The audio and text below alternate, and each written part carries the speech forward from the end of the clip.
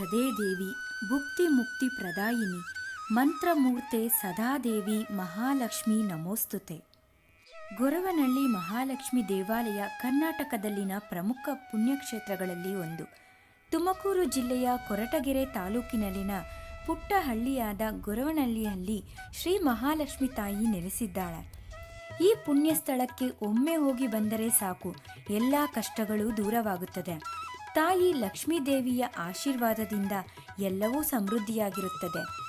ಒಬ್ಬ ವ್ಯಕ್ತಿಯ ಕನಸಲ್ಲಿ ಬಂದು ಕ್ಷೇತ್ರದಲ್ಲಿ ನೆಲೆಸಿ ಪೂಜಿಸಲಾಗುತ್ತಿರುವ ಮಹಾಲಕ್ಷ್ಮಿಯ ಮಂದಿರದ ಇತಿಹಾಸ ನಿಜಕ್ಕೂ ರೋಚಕ. ಮಹಿಮಾನ್ವಿತ ದೇವಾಲಯವಾಗಿ ಈಗ ನಮ್ಮೆಲ್ಲರಿಗೂ ದರ್ಶಿಸುತ್ತಿರುವ ಲಕ್ಷ್ಮೀ ದೇವಾಲಯ ಒಂದು ಕಾಲದಲ್ಲಿ ಗ್ರಾಮಸ್ಥರಿಂದಲೇ ನಿರ್ಲಕ್ಷಿಸಲ್ಪಟ್ಟಿತ್ತು. ಕಷ್ಟ ಎಂದು ತಾಯಿಯ ಬಳಿ ಹೋದವರಿಗೆ ಈಗ ಎಲ್ಲ ಒಳ್ಳೆಯದಾಗುತ್ತಿದೆ. ಇಷ್ಟಕ್ಕೂ ಗೊರವನಹಳ್ಳಿಯಲ್ಲಿ ಮಹಾಲಕ್ಷ್ಮಿ ನೆಲೆಸಿದ್ದು ಹೇಗೆ? ದೇವಸ್ಥಾನದ ಸ್ವಲ್ಪ ದೂರದಲ್ಲೇ ಇರುವ ಬೃಂದಾವನಕ್ಕೆ ಪ್ರತಿನಿತ್ಯ ಪೂಜೆ ಏಕೆ ಮಾಡುತ್ತಿರೋದು ಈ ವಿಡಿಯೋದಲ್ಲಿ ತಿಳಿಸಲಾಗಿದೆ. ಈ ವಿಡಿಯೋವನ್ನು ನೋಡುವುದಕ್ಕೂ ಮುಂಚೆ ನೀವಿನ್ನೂ ನಮ್ಮ ಭಕ್ತಿ ಸಮಾಚಾರ ಚಾನೆಲ್ ಸಬ್ಸ್ಕ್ರೈಬ್ ಮಾಡಿಲ್ಲ ಅಂದರೆ ಈಗಲೇ ಸಬ್ಸ್ಕ್ರೈಬ್ ಮಾಡಿ. ಹಾಗೆ ಮತ್ತಷ್ಟು ಭಕ್ತಿ ಸಮಾಚಾರ ತಿಳಿಯಲು ಪಕ್ಕದಲ್ಲಿರುವ ಬೆಲ್ ಬಟನ್ ಪ್ರೆಸ್ ಮಾಡಿ. ಪ್ರಸಿದ್ಧ ಗೊರವನಹಳ್ಳಿ ಮಹಾಲಕ್ಷ್ಮಿ ದೇವಾಲಯದಲ್ಲಿ ಆ ತಾಯಿ ಸ್ವಯಂಭೂ ವಿಗ್ರಹವಾಗಿ ನೆಲೆಸಿದ್ದಾಳೆ. ಭಕ್ತರ ಕಷ್ಟಕ್ಕೆ ಸ್ಪಂದಿಸಲು ಆ ತಾಯಿಯೇ ಆ ಸ್ಥಳದಲ್ಲಿ ನೆಲೆಸಿರುವುದಾಗಿ ಸ್ಥಳ ಪುರಾಣಗಳಲ್ಲಿ ತಿಳಿಯಬಹುದು.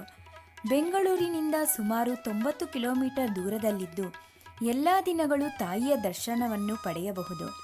ಶ್ರೀ ಮಹಾಲಕ್ಷ್ಮಿ ದೇವಸ್ಥಾನವು 1900ರ ದಶಕದ ವಿಶಿಷ್ಟವಾದ ದಕ್ಷಿಣ ಭಾರತದ ವಾಸ್ತುಶಿಲ್ಪದಲ್ಲಿದೆ. ಗರ್ಭಗುಡಿಯಲ್ಲಿ ಮೂಲ ವಿಗ್ರಹ ಜೊತೆಗೆ ಲಕ್ಷ್ಮೀದೇವಿಯ ಮೂರ್ತಿಯನ್ನು ದರ್ಶಿಸಬಹುದು. ಈ ದೇವಸ್ಥಾನಕ್ಕೆ ಸುಮಾರು 200 ವರ್ಷಗಳ ಇತಿಹಾಸವಿದೆ. 1900ರ ದಶಕದಲ್ಲಿ ಗೊರವನಹಳ್ಳಿಯಲ್ಲಿ ವಾಸಿಸುತ್ತಿದ್ದ ಅಬ್ಬಯ್ಯ ಎಂಬ ವ್ಯಕ್ತಿಯ ಕನಸಲ್ಲಿ ಬಂದ ಮಹಾಲಕ್ಷ್ಮಿ ಮರುದಿನ ಸ್ವಯಂ ಆವಿರ್ಭವದಿಂದ ಸ್ಥಳದಲ್ಲಿ ನೆಲೆಸಿದ್ದಾಳೆ. ಅಬ್ಬಯ್ಯ ಕುಟುಂಬಸ್ಥರಿಂದ ನಿತ್ಯ ಪೂಜೆ ಮಂದಿರ ನಿರ್ಮಾಣವಾಗಿದೆ.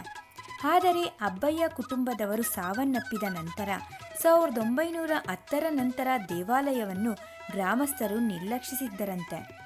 ದೇವಾಲಯವಿದ್ದ ಜಾಗವೆಲ್ಲ ಮರ ಗಿಡಗಳಿಂದ ಮುಚ್ಚಿ ಹೋಗಿತ್ತಂತೆ.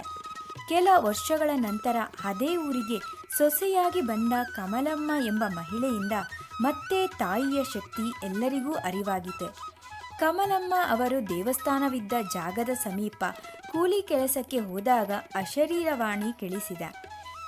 ತಾಯಿ ಲಕ್ಷ್ಮೀದೇವಿ ಆಕೆಯನ್ನು ತಾನಿರುವ ಸ್ಥಳಕ್ಕೆ ಕರೆಸಿಕೊಂಡಿದ್ದಾಳೆ. ತಾಯಿಯ ಮಾತಿನಂತೆ ನಡೆದುಕೊಂಡ ಕಮಲಮ್ಮ ನಿತ್ಯ ಪೂಜೆ ನೈವೇದ್ಯ ಮಾಡಿದ್ದಾರೆ.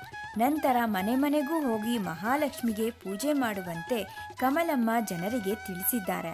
ಕೆಲವೇ ದಿನಗಳಲ್ಲಿ ದೇವಸ್ಥಾನಕ್ಕೆ ಭಕ್ತರು ಬರುವುದು ಆರಂಭವಾಗಿ ಕಾಲ ಕಳೆಯುತ್ತಿದ್ದಂತೆ ಜನರ ಬಾಯಿಂದ ಬಾಯಿಗೆ ಮಹಾಲಕ್ಷ್ಮಿ ಶಕ್ತಿ ಎಲ್ಲರಿಗೂ ತಿಳಿದಿದೆ.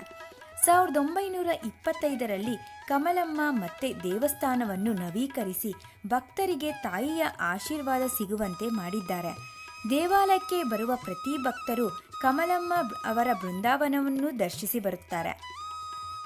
ಇಲ್ಲಿಗೆ ಬರುವ ಭಕ್ತರಿಗೆ ಆರೋಗ್ಯ, ಸಂಪತ್ತು, ಹಣಕಾಸು ಎಲ್ಲ ವಿಷಯಗಳಲ್ಲೂ ತಾಯಿಯ ಅನುಗ್ರಹ ಲಭಿಸುತ್ತದೆ.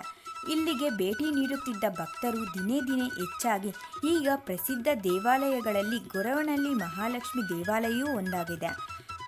ಗರ್ಭಗುಡಿಯಲ್ಲಿ ನಾಮ, ಕಣ್ಣುಗಳು, ಶಂಕು, ಚಕ್ರದಿಂದ ಉದ್ಭವಿಸಿರುವ ಮೂಲ ವಿಗ್ರಹ ಹಾಗೂ ಮಹಾಲಕ್ಷ್ಮಿಯ ಮೂರ್ತಿಯನ್ನು ದರ್ಶಿಸಬಹುದು.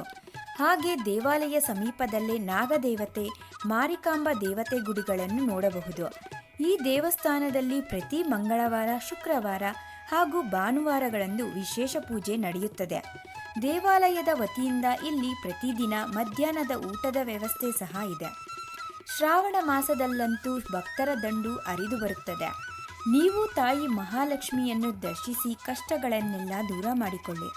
ಈ ಭಕ್ತಿ ಸಮಾಚಾರ ನಿಮಗೆ ಇಷ್ಟವಾಗಿದ್ದರೆ ಲೈಕ್ ಮಾಡಿ, ಹಾಗೆ ಶೇರ್ ಮಾಡೋದು ಮರಿಬೇಡಿ.